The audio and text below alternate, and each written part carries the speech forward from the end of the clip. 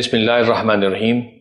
नाज़रीन, प्रोग्राम आपकी सेहत में अपने मेज़बान डॉक्टर मंसूर नूरानी का सलाम कबूल कीजिए। आज हम अपने इस प्रोग्राम में आँखों के उन कॉम्प्लिकेटेड और पेचीदा अमराज के बारे में बात करेंगे जिनके इलाज के बारे में हमारे अक्सर लोगों को आगाही नहीं होती और वो इसे लाइलाज समझकर या उनसे मायूस होकर उसे यूं का त्यों छोड़ देते हैं, जबकि हकीकत में ऐसा नहीं है। जदीद मेडिकल साइंस ने तमाम कॉम्प्लिकेटेड और पेचीदा अमराज का इलाज दरियाफ्त कर लिया है और इस तरीके इलाज को ऑक्यूप्लास्टिक सर्जरी भी कहते हैं।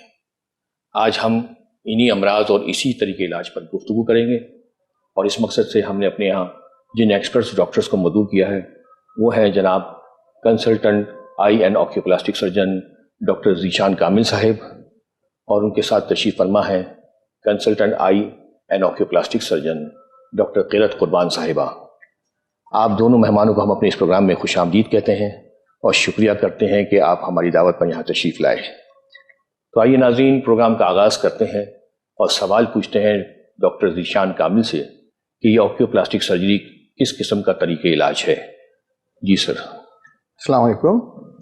ऑक्यूलोप्लास्टिक सर्जरी बेसिकली आँख और उसके अतराफ़ के जो चेहरे का हिस्सा होता है उसमें जो मुख्तलिफ़ किस्म की बीमारियाँ होती हैं, जैसे पलकों का गिर जाना, पलकों पे छोटे दाने निकल आना, या आँख के अराउंड कुछ कैंसर या ट्यूमर किस्म की चीज़ें, ऐसे अमराज पैदा हो जाना, या आँखों का भींगापन, या नाक का जो पानी जो हम ड्रेन होता है, आँख का पानी नाक के अंदर, वो आँख के ज़रिए वापस आ जाना, यानी ये समझ लीजिए कि आप जो आंसू की नाली होती है उसका बंद हो जाना।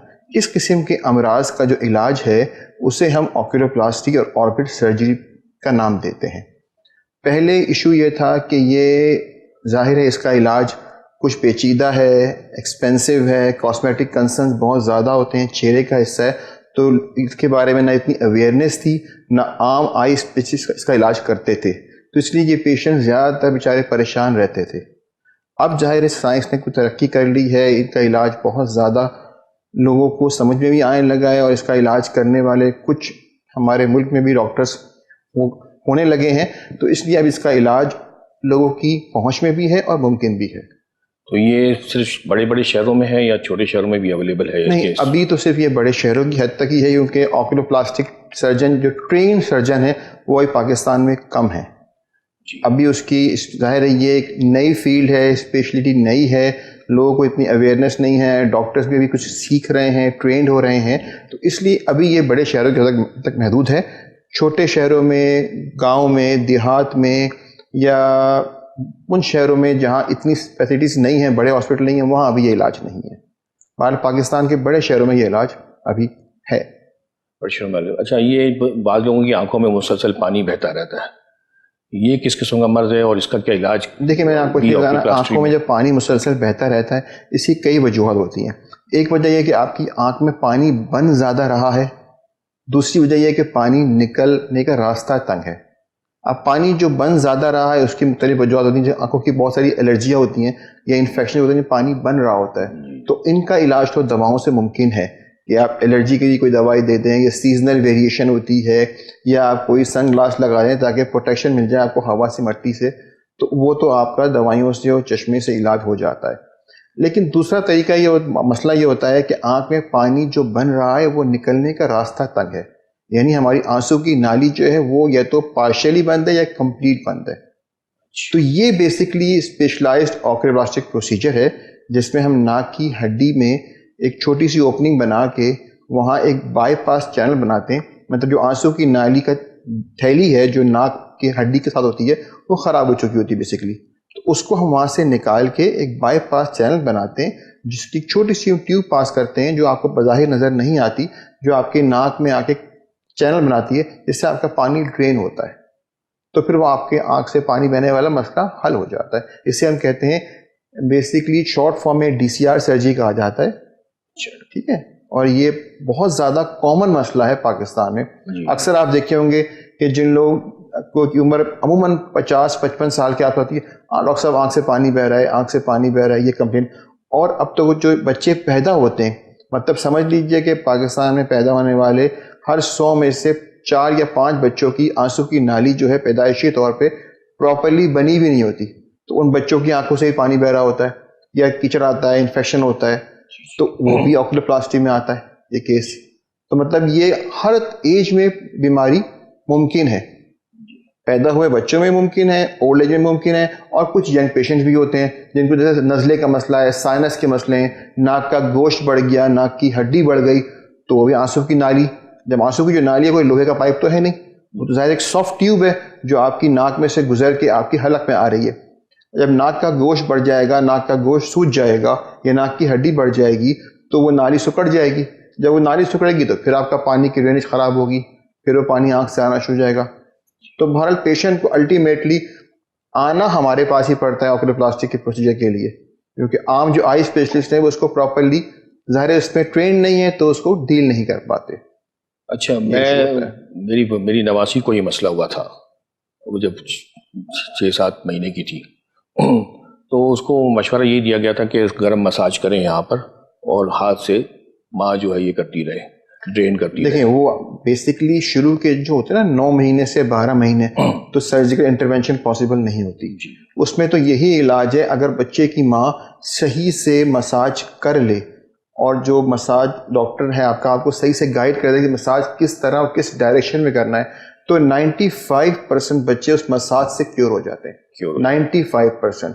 हम तो पेशेंट से कहते हैं कि बीबी अगर आपने इस बच्चे का ऑपरेशन की तरफ गया तो इसमें कसूर मोस्टली आपका पेरेंट्स का होगा कि आपने सही मसाज नहीं किया, क्योंकि 95% क्योर इस मसाज से पॉसिबल है। एक पतली झिल्ली होती है जो मसाज करने से टूट जाती है और आपका पानी का चैनल खुल जाता है। वो बच्चे जिनका जाहिर है मसाज प्रॉपर नहीं हो पाता वो अल्टीमेटली एंड अप होते हैं सर्जिकल केसेस की तरफ। अच्छा, इसकी सिरिंजिंग भी हो सकती है क्या? बाज़ डॉक्टर देखिए सिरिंजिंग तो एक ऐसा है कि वो भी एक तरह का इन्वेसिव प्रोसीजर है, माइनर सर्जरी है, मगर वो भी हम करते हैं 9 महीने या 12 महीने के बाद। उससे पहले की एज में सिर्फ और सिर्फ मसाज है। अच्छा, और गर्म पानी से वॉश कर सकते हैं? गर्म पानी से इतना वॉश करें कि अगर कोई हल्का सा डिस्चार्ज उसको वॉश करें, पूरी आंख को धोने का कोई फायदा नहीं है। और टेम्परेरी तौर पे अगर इन्फेक्शन हो रहा है तो एंटीबायोटिक ड्रॉप्स डाल लें, वो भी डॉक्टर की मशवरे के साथ। ये नहीं कि स्टोर से गए दवाई ली और डाल ली, कि बच्चों की बड़ों की दवाइयों में फर्क होता है। डॉक्टर किरत कुर्बान, मैं अब आपसे सवाल करूंगा कि ये भहंगापन किस किस्म का मर्ज है और ये किस तरह ट्रीट किया जाता है? देखिए भहंगापन, पहली बात तो ये कि ये बहुत ज़्यादा कॉमन है हमारे मुल्क में, बच्चों में भी, बड़ों में भी, और जो यंग टीनेजर्स होते हैं उनके अंदर भी। सबसे पहला रीज़न अगर बच्चों के अंदर बात की जाए तो बच्चों के अंदर सबसे बड़ा रीज़न ये हो सकता है कि उनको चश्मे का नंबर सही टाइम पे डायग्नोज ना किया गया हो, और अगर डायग्नोज कर भी दिया गया हो बच्चे ना पहने, ठीक है, क्योंकि आंख को सीधा रहने के लिए उसको एक चीज़ पे फोकस करना बहुत ज़रूरी है। अगर बच्चा चश्मा ना पहने, एक चीज़ पे फोकस ना कर पाए, तो उसकी जो डोमिनेंट एक आंख होती है वो फोकस करना शुरू कर देती है और जो नॉन डोमिनेंट आई होती है वो डीफोकस होकर साइड पे हो जाती है, या अंदर की तरफ या बाहर की तरफ। तो इसलिए बच्चों का चश्मे का नंबर ना डायग्नोज होना या डायग्नोसिस होने के बावजूद बच्चों का ना पहनना, जो कि कॉस्मेटिकली बच्चों को नहीं पसंद होता, जी हम नहीं पहन रहे, तो उसकी वजह से बच्चों की आंख में भहंगापन आ जाता है। बड़ों के अंदर एक तो ये रीज़न, दूसरी बात ये कि बड़ों में जैसे ब्लड प्रेशर है, शुगर है, इस तरह की बहुत सी बीमारियां जो जिस्मानी लोगों को होती हैं, उसकी वजह से नंबर 1 होता है स्ट्रोक, ठीक है। उसकी वजह से आपकी जो नसें हैं वो अफेक्ट हो जाती हैं। वो नसें जो हमारी आंख के पट्टों को सप्लाई करती हैं, जो हमारी आंखों को सीधा रखती हैं, वो अफेक्ट होती हैं। जब वो असरअंदाज हो जाती हैं तो उसकी वजह से आंखों में ऑल ऑफ अ सडन भहंगापन आ जाता है। बच्चों के अंदर ग्रेजुअल और बड़ों के अंदर due to this reason all of a sudden, जिसकी वजह से उनको एक के बजाय 2 नजर आना शुरू हो जाते हैं। So this is like one of the most common causes जो बड़ों में और बच्चों के अंदर होता है, जिसकी वजह से आंख का भहंगापन हो जाता है। और इसी तरह अगर हम इसकी मैनेजमेंट की बात करें तो बच्चों के अंदर सबसे पहला स्टेप बाय स्टेप लेके चलते हैं। फौरन से सर्जिकल प्रोसीजर पे कभी भी कोई नहीं जाता। बच्चों में स्टेप बाय स्टेप नंबर 1 उसकी नजर चेक करें। नजर चेक करें उसकी कि उसकी नजर ड्यू टू ग्लासेस है और due to some other reason. अगर उसका भहंगापन उसके नजर की वजह से है तो उसको आप चश्मा पहनाएं। बच्चे का चश्मा पहन के अगर उसकी आंखें सीधी हो जाती हैं, well and good, you proceed with that. लेकिन अगर बच्चा कह रहा है कि मुझे चश्मा पहनने के बावजूद भी टेढ़ापन है, नजर सीधी नहीं हो रही है, उसको मतलब एक तरह से आंख भी कॉम्पेंसेट कर चुकी है, तो फिर हम सर्जिकल प्रोसीजर की तरफ जाते हैं। बड़ों में भी ऑब्वियसली हम सबसे पहले देखेंगे कि उनका जो टेढ़ापन है वो कितना पुराना है, बिल्कुल उनका फ्रेश स्ट्रोक हुआ है या उनको बहुत पहले हो चुका है।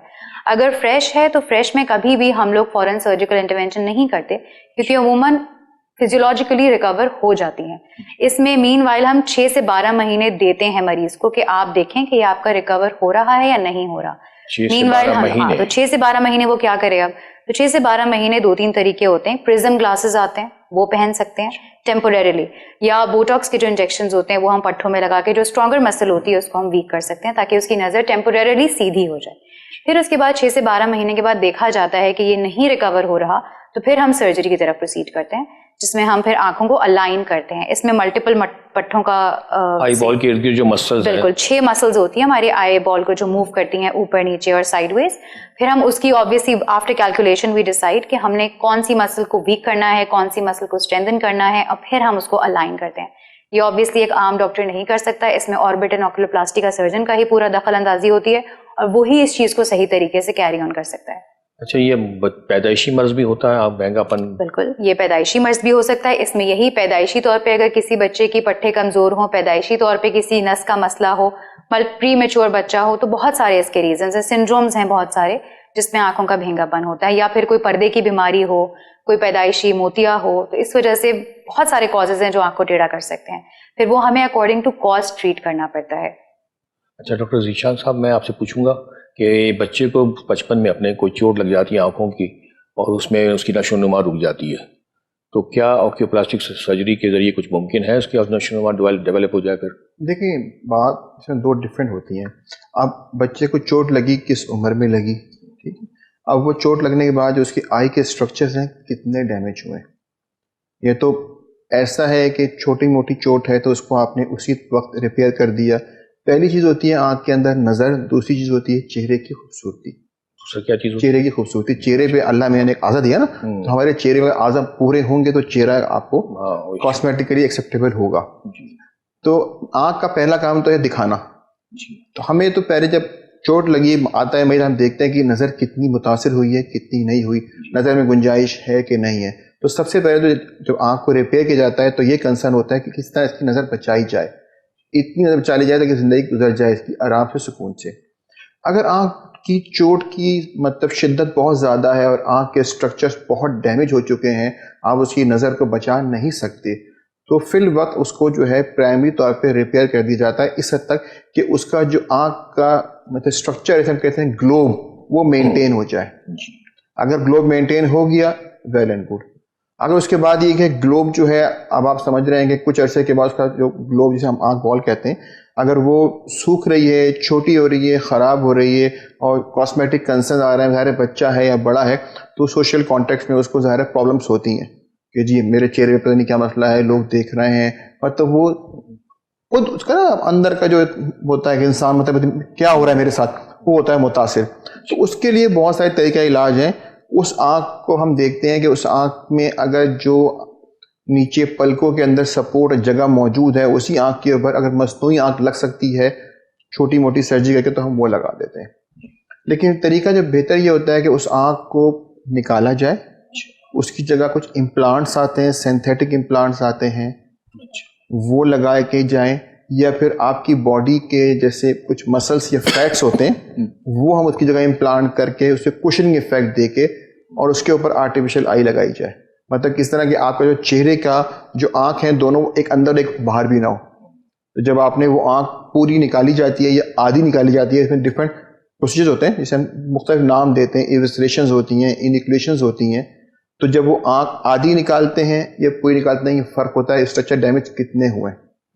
और आप फिर कोशिश ये होती है कि जब आप उसमें इम्प्लांट लगाएं या कोई सिंथेटिक मटेरियल लगाएं या आपकी बॉडी का मटेरियल लगाएं, तो फिर क्वेश्चन कहता है डॉक्टर साहब मेरी आंख जो पत्थर की होगी घूमेगी नहीं घूमेगी? जी जी, ये एक कॉमन सवाल है जो मरीज करता है। अब उसमें देखना ये होता है कि उसके जो मसल्स हैं वो किस हद तक डैमेज हुए हैं। सर मैं अब आपको थोड़ा कतक करूँगा क्योंकि मुझे ब्रेक लेना है और फिर ब्रेक के बाद यहीं से फिर हम बात शुरू करेंगे। ठीक नाज़रीन, आंखों के पेचीदा अमराज और उनके इलाज तरीके इलाज पर गुफ्तगू जारी है, लेकिन हम यहाँ एक छोटा सा ब्रेक लेंगे। हमारे साथ रहिएगा।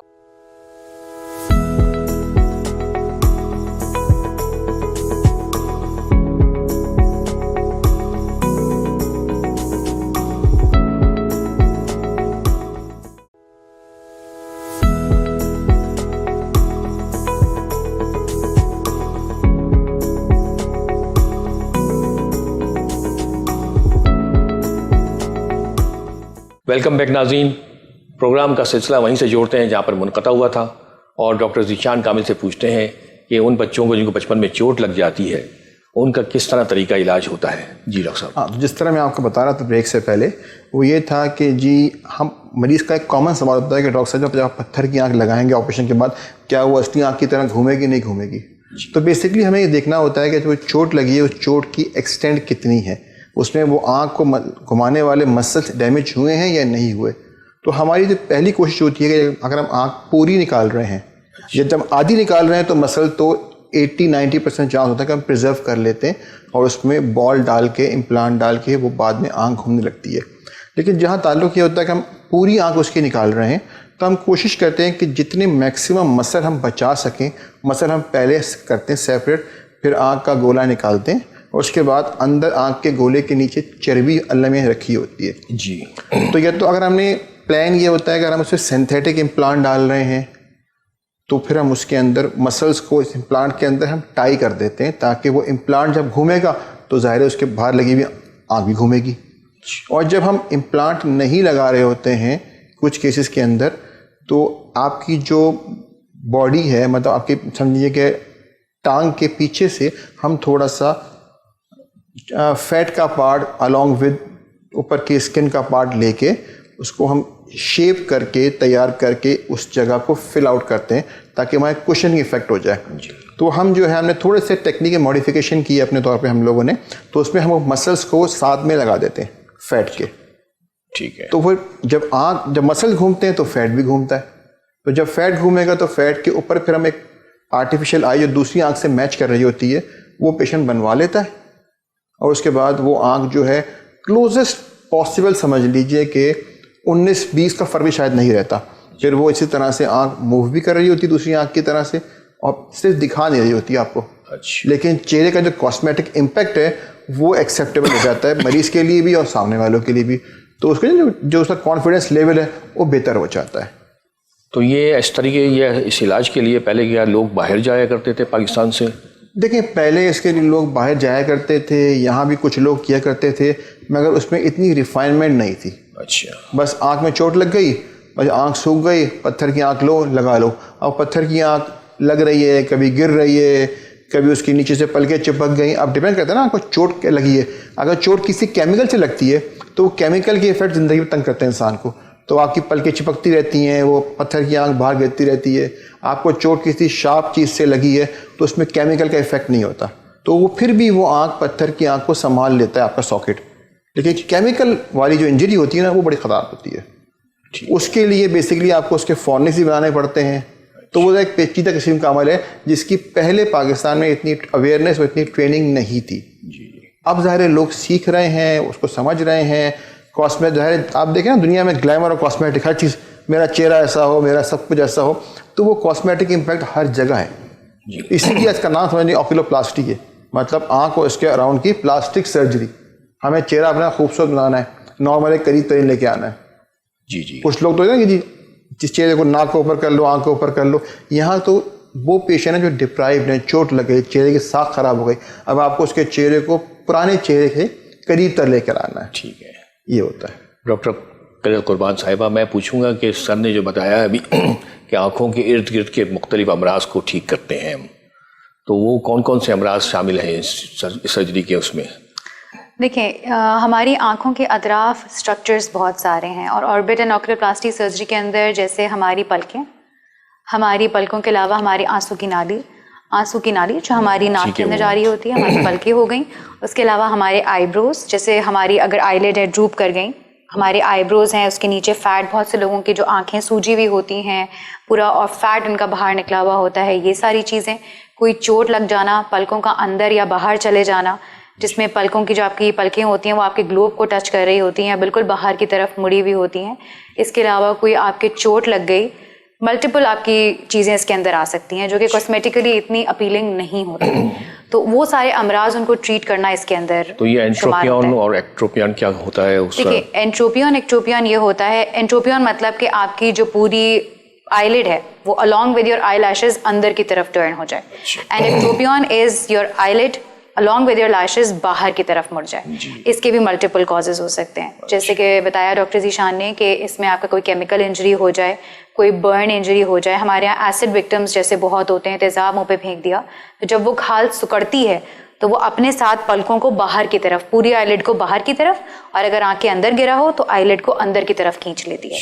इसी तरह अगर कोई मसल पैल्सी, कोई नर्व, कोई स्ट्रोक कि इसी चीज़ का मसला हुआ हो तो वो भी आपकी पलकों को अंदर या बाहर की तरफ ले जा सकते हैं। तो नर्व डैमेज से भी हो सकता है? नर्व डैमेज से भी आपके हो सकता है, और नर्व डैमेज से आपकी एक और चीज़ जो कि आपके पलकों का नीचे गिरना, जैसे ड्रूपिंग ऑफ आईलिड्स या टोसिस कहते हैं, वो भी हमारे यहाँ बहुत कॉमन है। ये भी ऑक्यूलोप्लास्टी के अंदर आता है। तो उसको भी ठीक करते हैं? और जी बिल्कुल, इसका ट्रीटमेंट देखिए, अगर टोसिस है, टोसिस पे डिपेंड करता है। टोसिस मतलब drooping of eyelids. Drooping of eyelids का जो इलाज है वो डिपेंड करता है, अगेन जैसे हमने बताया, आंखों का टेढ़ापन। हम देखते हैं कि पहली बात बच्चों में है या बड़ों में है, दोनों के रीजंस डिफरेंट हैं।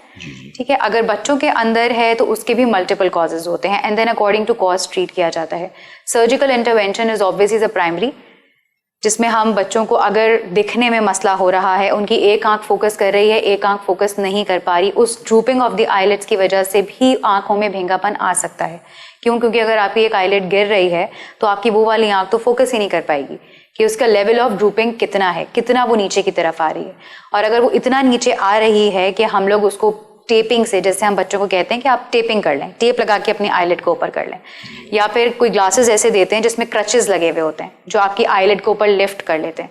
अगर उससे भी ट्रीटेबल ना हो, बिकॉज ये टेम्परेरी है, तो फिर हम परमानेंट में सर्जरी की तरफ जाते हैं, जिसमें हमें सर्जिकल इंटरवेंशन करनी होती है। ये बच्चों और बड़ों में दोनों में सेम तरीके की होती है। इसके अंदर या तो हम लोग सिंथेटिकली, हम लोग जो मसल्स हमारी आईलिड की जो ख़राब हुई हुई है उसको हम अपनी जगह से हटाकर सिंथेटिक, या तो हम कोई सिलिकॉन ट्यूब लगा सकते हैं, या अपनी ही टांग से हमारे एक फेशिया होता है वो हम निकाल के अपनी आंख में लगा के आईलिड को लिफ्ट कर सकते हैं। फिर उसके बाद आईलिड्स की ऑब्वियसली एक्सरसाइजेज होती हैं, जिसमें बच्चों को कहा जाता है कि एक्सरसाइज करें, जिसमें आंखों को भींचना और अपनी आंख को दूसरी आंख के मुताबिक बराबर करने के लिए। इसी तरह एंट्रोपियन और एक्ट्रोपियन के अंदर भी यही होता है कि अगर आंख बाहर की तरफ चली गई है तो उसका कॉज क्या है, और अंदर की तरफ चली गई है तो उसका कॉज क्या है। अकॉर्डिंग टू कॉज, अगर आपका फॉर एग्जांपल केमिकल या बर्न इंजरी है तो हमें सर्जरी करने से पहले उस स्कार टिश्यू को रिमूव करना होता है, ताकि अगर हम उसकी फॉरन सर्जरी कर देंगे तो वो scar tissue is present over there, it will recur, वो वापस से उस चीज़ को दोबारा कर देगा। तो हमें पहले उस स्कार टिश्यू को निकालना होता है। निकालने के बाद वी नीड टू सी कि वो कितना ज़्यादा स्कार टिश्यू है। अगर ज़्यादा टिश्यू हमने निकाल दिया है तो ऑब्वियसली उसकी रिप्लेसमेंट के लिए हमें कहीं से ग्राफ्ट भी लगाना होगा। तो वो हम अपने ही जिस्म का लेके, जिस्म के बहुत सारे हिस्से होते हैं जहाँ पे अल्लाह मियां ने हमें दिया है एक्सेसिव स्किन, जहाँ से हम लेकर वहाँ पे लगा सकते हैं ताकि वो एक्सेसिव स्किन से वो बराबर हो जाए। फिर उसके बाद हम आँख को अंदर या बाहर की तरफ जो उसकी सर्जरीज होती हैं, स्पेसिफिक सर्जरीज, हम वो करके ठीक करते हैं। और ये हर आई सर्जन नहीं कर सकता, इसमें सिर्फ और सिर्फ ऑर्बिटल ऑक्यूलोप्लास्टी में जो ट्रेंड लोग हैं वही इस चीज़ को कर सकते हैं। डॉक्टर साहब, मैं आपसे, क्योंकि आप फीमेल हैं तो मैंने ये अक्सर देखा, ख़वातीन जो है ना आँखों की खूबसूरती के लिए या कुछ ड्रॉपिंग ऑफ आईलिड्स के लिए ककम्बर लगाती हैं, अपनी आंखों पर लेके बैठी रहती हैं और समझती हैं कि इससे ठीक हो जाएगा। क्या ये मुमकिन है? देखिए, क्यूकम्बर का ड्रूपिंग ऑफ आईलिड से तो कोई ताल्लुक नहीं, लेकिन ऑब्वियसली उसका जो एक कूलिंग इफेक्ट होता है वो सिर्फ और सिर्फ आपके डार्क सर्कल्स या थकान दूर करने के लिए होता है। उसका एज सच ड्रूपिंग से कोई ताल्लुक नहीं है। ठीक है, ड्रूपिंग ऑफ आईलिड्स के लिए तो सिर्फ और सिर्फ जो मैंने आपको बताया ये सारी चीज़ें कि आप या तो टेपिंग कर लें, या आप क्रच ग्लासेस पहन लें, या फिर आप सर्जिकल इंटरवेंशंस की तरफ जाएं। फीमेल्स ऑब्वियसली कॉस्मेटिकली ज़्यादा कंसर्न्ड होती हैं, तो इसीलिए हम लोगों का काम ये है एज एन ऑक्यूलोप्लास्टिक सर्जन, जो हम लोग डिफरेंट काम करते हैं दूसरे सर्जन से, वो ये कि हम चेहरे पे हमारी रिलैक्स्ड स्किन टेंशन लाइंस होती हैं। हमारा चेहरा बिल्कुल प्लेन नहीं है। अल्लाह मियां ने हमारे चेहरे पे लाइंस दी हैं, जैसे हमारे हाथों पे लाइन है, हमारे झुर्रियाँ एक हिसाब से पड़ती हैं, जहाँ पे ज़्यादा मूवमेंट हो वो मूवमेंट हमारी एक लाइन क्रिएट कर देती है। तो हम उस लाइन को मद्देनज़र रखते हुए उस लाइन में इंसिजन देते हैं, उस लाइन के थ्रू हम सर्जरी करते हैं, ताकि जब हम उसको सूचर बैक करें तो जो उसका स्कार या जो भी मिनिमल स्कारिंग हो वो उस लाइन के अंदर ही दब जाए, वो चेहरे पे वाजे नहीं होती। तो इसीलिए ऑक्यूलोप्लास्टिक सर्जन का जो सर्जिकल आउटकम है, जो एस्थेटिक आउटकम है, that is a bit superior compare to other surgeons, क्योंकि हम लोग ये skin tension lines and relax tension lines के अकॉर्डिंगली इंसिजन्स अपने, यानी कि जो हम काटते हैं स्किन को, वो उसके हिसाब से काटते हैं। बिल्कुल कोई निशान पड़ा उसको सीधा नहीं काट देते, पूरा एक डिज़ाइन, एक फैशन होता है अकॉर्डिंग टू दोज लाइंस जिसको हम फॉलो करते हैं, जिसकी वजह से हमारे जो सर्जिकल आउटकम्स हैं वो बहुत far more superior compared to the other surgeons. अच्छा, ये आम जो आई सर्जन होते हैं वो इस तरह की सर्जरी कामयाबी से नहीं कर पाते। अब उनके पास सिर्फ कैटरेक्ट रह गया है या ग्लोकोमा का ट्रीटमेंट रह गया है, बाकी तमाम आ गए हैं ऑक्यूप्लास्टिक सर्जरी में, है ना। देखिए इसके अंदर क्योंकि वैरायटी बहुत ज़्यादा है, बहुत ज़्यादा वैरायटी है, there is like a plethora of options that you can go for. और इसमें हमारी आँख में चूँकि मोतिया ग्लोकोमा तो ऐसी चीज़ है जो कि शुरू से चलती आ रही है। अब चूंकि लोग इस चीज़ से अवेयर हो रहे हैं, बाहर से ये चीज़ समझ के आए हैं, यहाँ पर ये ट्रेनिंग प्रोग्राम स्टार्ट हो चुके हैं, इसी वजह से लोग इसकी तरफ ज़्यादा माइल हो रहे हैं, क्योंकि इसमें आपके पास करने के लिए बहुत कुछ है और इंसान को फिर उसका रिजल्ट जो आउटकम है वो भी फौरी तौर पे मिल जाता है। फौरी तौर पे जैसे अगर आपके पेशेंट का कोई स्कार टिश्यू है, कोई उसकी आईलिड ड्रूपिंग है, आंखों का भेगापन है, अगले दिन से उस बंदे को नजर आ जाता है कि मेरी आंख सीधी हो गई, ड्रूपिंग आईलिड वापस से अपनी जगह पे चली गई, स्कार टिश्यू चला गया। तो जब उसको फौरी तौर पे रिजल्ट मिलता है तो उसको खुशी होती है और यही हमारे लिए एक बहुत सक्सेस। फौरी तौर पे से मतलब क्या कि वो एक सेशन में इसका ट्रीटमेंट हो जाएगा? देखिए कुछ चीज़ें ऐसी हैं जिसका सिंगल सेशन में भी हो सकता है, बहुत सी चीज़ें ऐसी हैं जैसे भेंगापन, अगर आपका भेंगापन बहुत ज़्यादा डिग्री का है तो उसमें हो सकता है कि आपको 2 से 3 सेशंस की ज़रूरत पड़े, या हो सकता है आपका एक ही सेशन में हो जाए। क्योंकि कैटरेक्ट जो है वो तो आजकल 2 घंटे में हो जाता है और पेशेंट घर पे आ जाता है, कोई पहले जैसी परेशानी नहीं होती। तो इसमें शायद मेरे ख्याल से था कि सेशन ज़्यादा होते हैं और एक लंबा ट्रीटमेंट चलता है। देखिए अब वही बात है, कुछ पाने के लिए कुछ खोना तो पड़ता है। अगर आपको एक कॉस्मेटिक ब्यूटी चाहिए, एस्थेटिक आपको बहुत अपना खूबसूरत चाहिए, then you need to be patient. हमारी सर्जरी में सारा काम पेशेंस का है। अगर आपके पास पेशेंस है then you can get good results. मतलब आप एक चीज़ पे डिपेंड मत करें कि आप आए और एक मिरेकल हो गया और बिल्कुल आप सही होके चले गए। इसमें हम बहुत सी चीज़ों को टेक केयर करते हैं, like according to your skin tension lines, according to your followups, कि अगर आप हमारे साथ कंप्लायंट रहें, फॉलोअप करें हमारे साथ सही तरीके से, तो फिर हम इस चीज़ को बहुत बेहतर बना सकते हैं मल्टीपल सेशंस में रादर देन के एक सेशन में इसका रिजल्ट है। अच्छा डॉक्टर साहब, मैं आपसे पूछूंगा कि ये जो हमारे इर्द गिर्द झुर्रियाँ होती हैं चेहरे की, पेशानी पर भी और आँखों के इर्द गिर्द भी, तो ये क्या मुमकिन है? लेकिन मैं ये इसका जवाब आपसे ब्रेक के बाद लूँगा। नाज़रीन, हम यहाँ एक छोटा सा ब्रेक लेंगे और मज़ीद दिलचस्प सवाल बाकी हैं, इसलिए आपने कहीं नहीं जाना। Stay with us, we will be right back.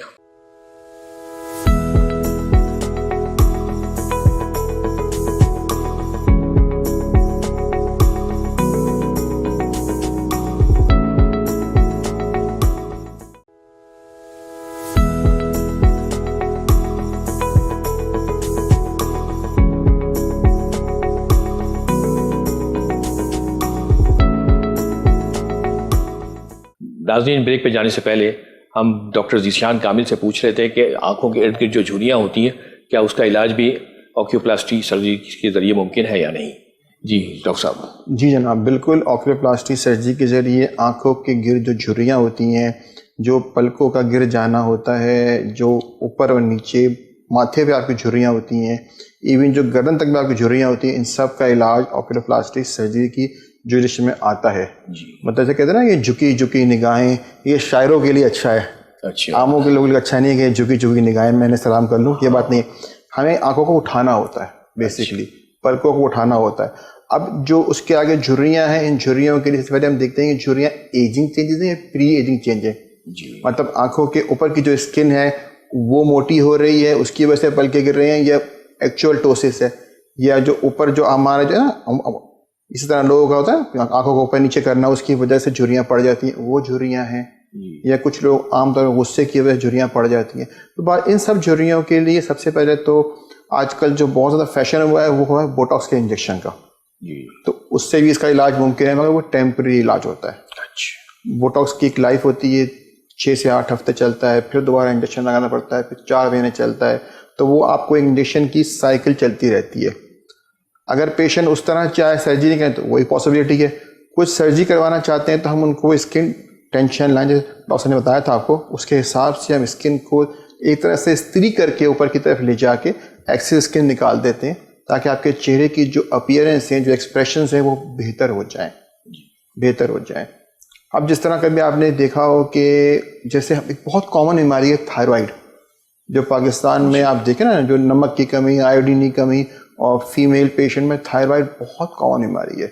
उन थायराइड की वजह से भी जो होती है आपकी आंखों का बाहर निकल आना, पलकों का ख़राब हो जाना, ये बहुत सारे मसाइल होते हैं। आंखों का आई बॉल थोड़ा बाहर आ जाता है। आई बॉल बाहर आ जाता है, प्रोप्टोसिस हम कहते हैं। उसको क्यों ऐसा क्यों होता है कि वो पीछे बरम आ जाता है? देखिए, थायराइड की वजह से कुछ एक तरह के केमिकल मीडिएटर होते हैं रिलीज, जो आंख के हड्डी में से हम कहते हैं ऑर्बिट, और आंख का जो खोला जिसे कहते हैं, उसमें मसल्स के दरमियान में कोई इन्फ्लेमेटरी मीडिएटर्स जो होते हैं वो जमा हो जाते हैं, जिसकी वजह से आंख की मूवमेंट भी रुक जाती है और आंख का बॉल ही बाहर आ जाता है। तो पेशेंट लगता है जिस ना खौफ वाला पेशेंट की आंखें बाहर निकली हुई हैं, पलकें खुली हुई हैं, पलकें गिरी हुई हैं, झुकी हुई हैं, तो अजीब होती है अपीयरेंस। तो थायराइड को भी कोई आम बीमारी में समझा जाए, थायराइड भी हमारे ही उसमें आता है अगर सर्जिकल इंटरवेंशन की जरूरत होती है तो। हाँ, लेकिन क्योंकि थायराइड के तो वैसे तो अंदरूनी सिम्टम्स होते हैं, लेकिन ये जो साइन होता है वो चेहरे पर होता है, जो आई के उसमें आता है। थायराइड ऐसी बीमारी जो पूरी जिस्म को कवर करती है, आपके सारे ऑर्गन इससे मुतासर होते हैं। तो बाज़ दफ़ा थायराइड के कुछ केसेस पिक ही हमारे पास होते हैं आई वालों के बता के कि जी आंख बाहर क्यों निकल रही, हम टेस्ट कराएंगे, मतलब निकलता थायराइड निकलता है। ये सारी प्रॉब्लम्स होती हैं।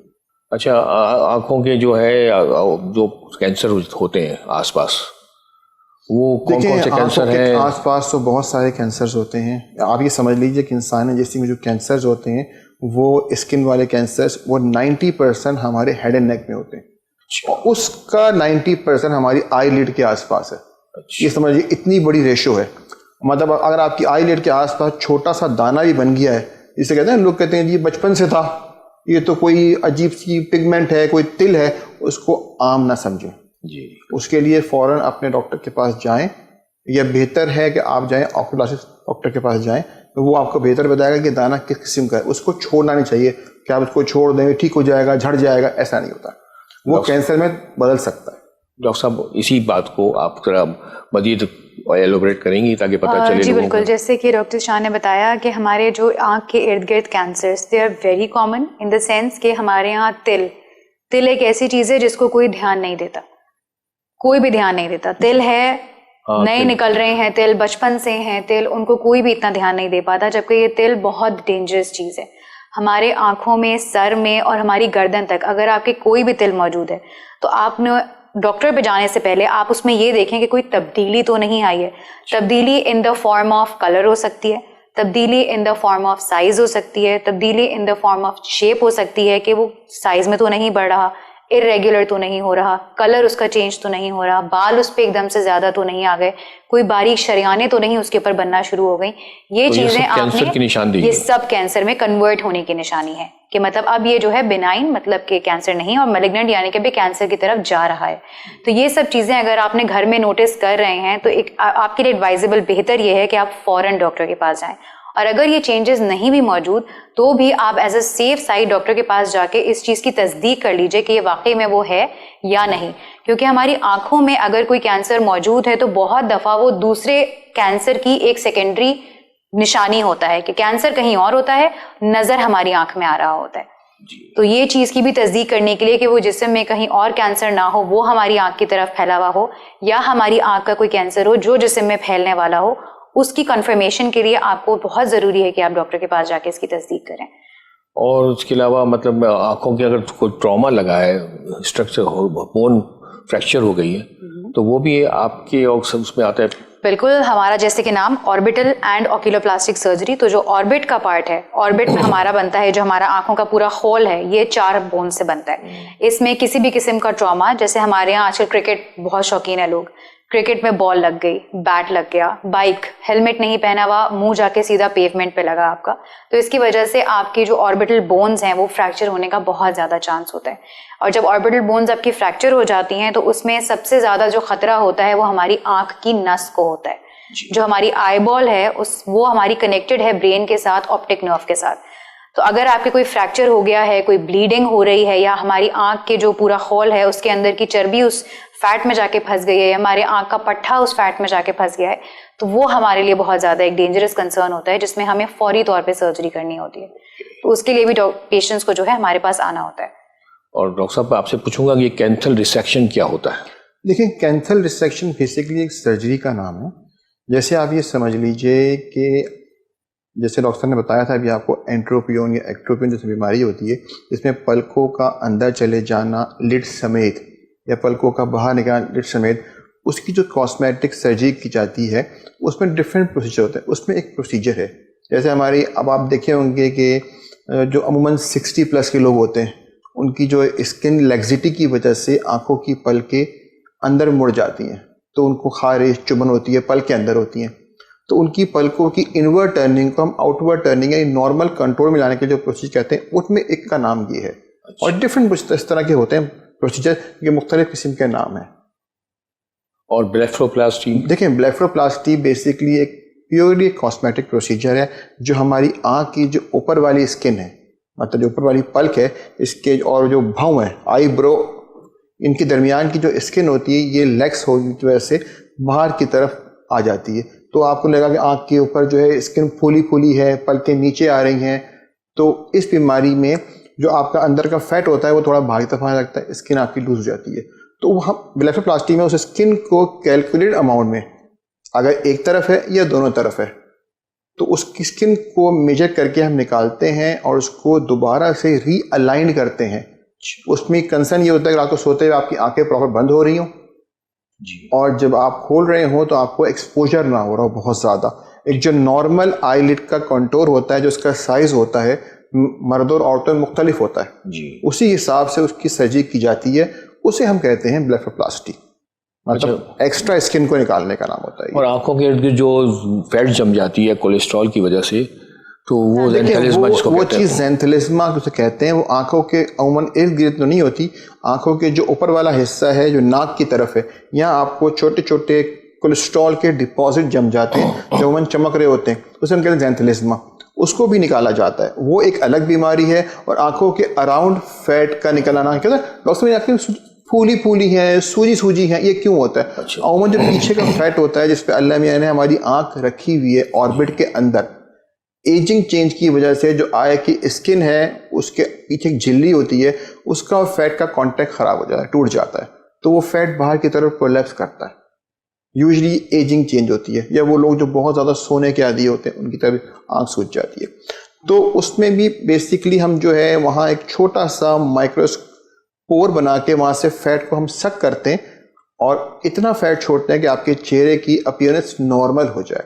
पूरा फैट भी निकाल सकते हैं कि ज़ाहिर है वो आँख की सेफ्टी के लिए अल्लाह ने रखा है, तो इतना फैट निकालते हैं ताकि आपकी आँख प्रॉपर नॉर्मल जगह पे चली जाए। और ये वो सारा स्पेशलाइज्ड वर्क है जो आम आई स्पेशलिस्ट नहीं कर सकता, और बेहतर ये है कि नहीं करना भी नहीं चाहिए।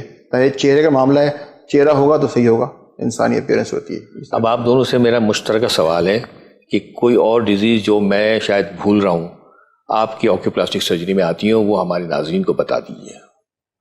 सबसे कॉमन तो वही है, हमारे यहाँ जो मरीज आते हैं जिनकी आंखों पे दाने बने हुए होते हैं। अच्छा, ये बहुत कॉमन है हमारे यहाँ। इसका सबसे कॉमनेस्ट रीज़न हमारे यहाँ की धूल मिट्टी, आई मेकअप का इस्तेमाल, आँखों की सफाई ना करना, खुश्की का होना, जिसकी वजह से हमारी आईलिड्स के ऊपर जो हुदूद होते हैं वो ब्लॉक हो जाते हैं। ब्लॉक होते हैं, वो सूज जाते हैं, अंदर से इन्फेक्टेड हो जाते हैं, जिसकी वजह से हमारी पलकों पे दाने बन जाते हैं। ये हमारे यहाँ बहुत कॉमन प्रेजेंटेशन है। इसी के साथ साथ दूसरी सबसे कॉमनेस्ट प्रेजेंटेशन है हमारे यहाँ आँखों में खुश्की, खारिश, पानी।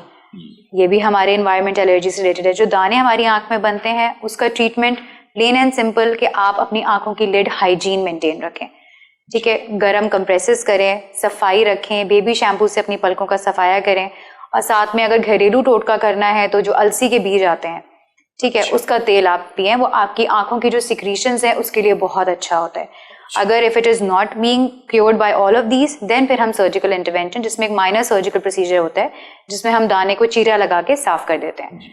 तो ये इसका एक सबसे कॉमन जो हमारे यहाँ प्रेजेंटेशन हमें देखी जाती है वो ये है। लेकिन एक बात ये है कि लेकिन उन दानों को आप ओवरलुक ना करें कि जी खुद ही ठीक हो जाएंगे। और हम कहते हैं ना घरेलू टोटका कि जी गुआनी है, 80% गुआनी ही होती है, लेकिन 20% कैंसर होता है जी। तो उसको घर में ट्रीट ना करें, या जी मरहम पट्टियां लगा के सिकाइयाँ कर करके आप करें। सिकाई हम भी करवाते हैं आपको, लेकिन बताते हैं किस तरह करनी है, डिजीज देख के कि वो नॉर्मल गुआनी ही है या कोई प्री कैंसरस लीजन है।